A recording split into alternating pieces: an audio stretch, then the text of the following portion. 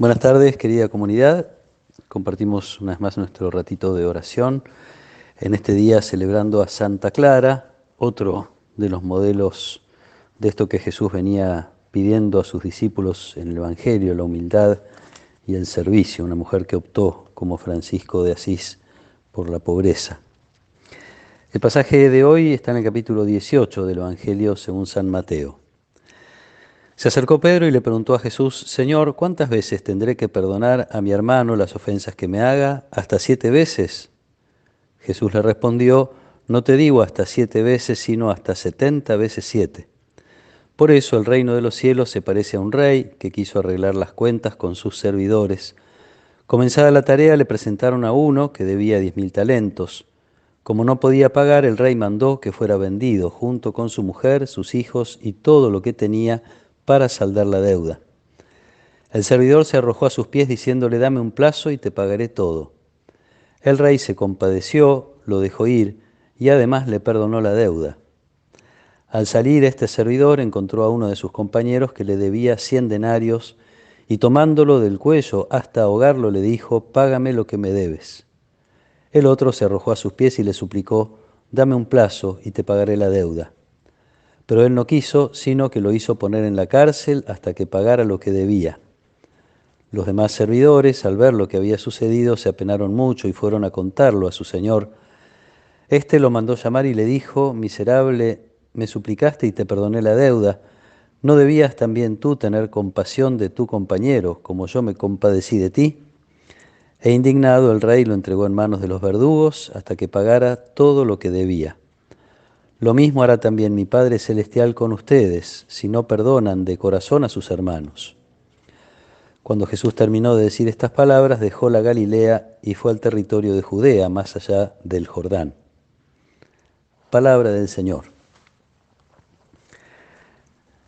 Sigue Jesús dando indicaciones a sus discípulos acerca de esta comunidad de quienes desean seguirlo, de quienes deseamos seguirlo, de cuáles son las relaciones que debemos tener entre nosotros. De hecho, la pregunta de Pedro tiene que ver con la relación con el hermano, así lo llama él. Habría que ver si Pedro está ya pensando en esta comunidad como una nueva familia, así como Jesús la había planteado.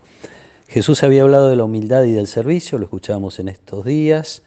Había hablado también de la corrección fraterna, un pasaje que no escuchamos ayer a raíz de la fiesta de San Lorenzo, pero está justo entre el que leíamos anteayer y el de hoy.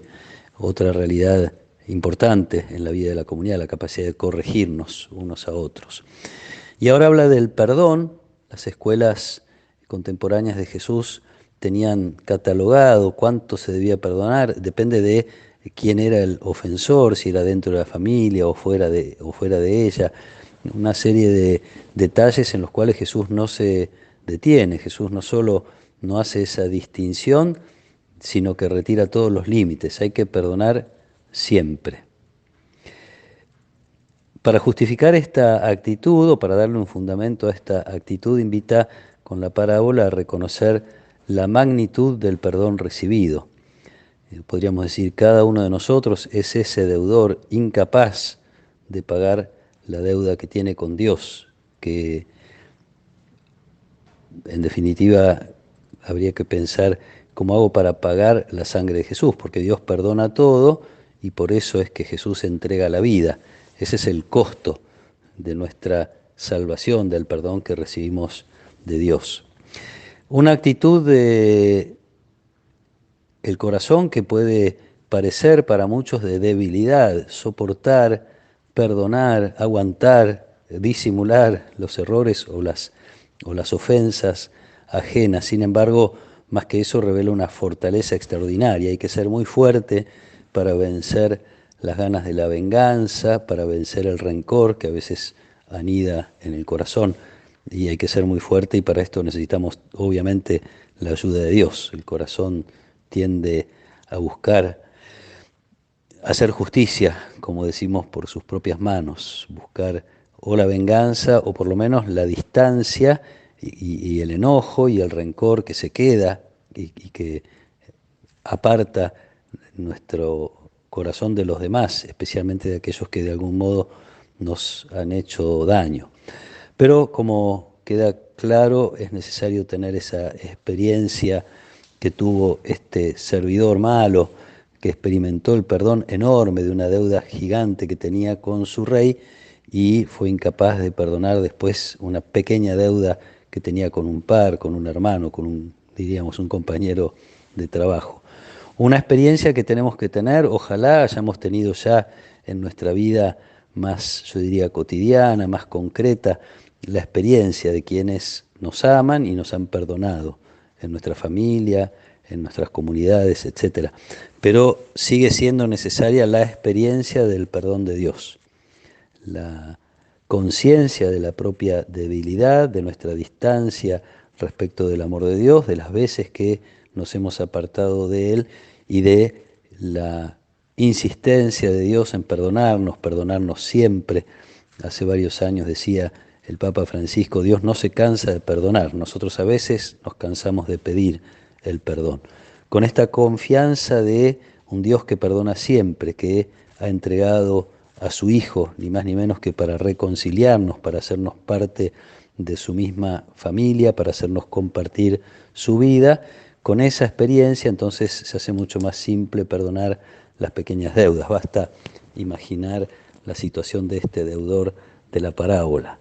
Si tenía una deuda enorme que en toda mi vida no podía pagar y no solo se me permite postergarla, sino que en definitiva lo que hace el rey es perdonar toda la deuda y dejar liberado a este servidor de esa carga que llevaba sobre sí. ¿Cómo no perdonar una pequeña deuda como pueden ser las que hayan cometido contra nosotros otras personas, en comparación con esa distancia que yo puse respecto de Dios?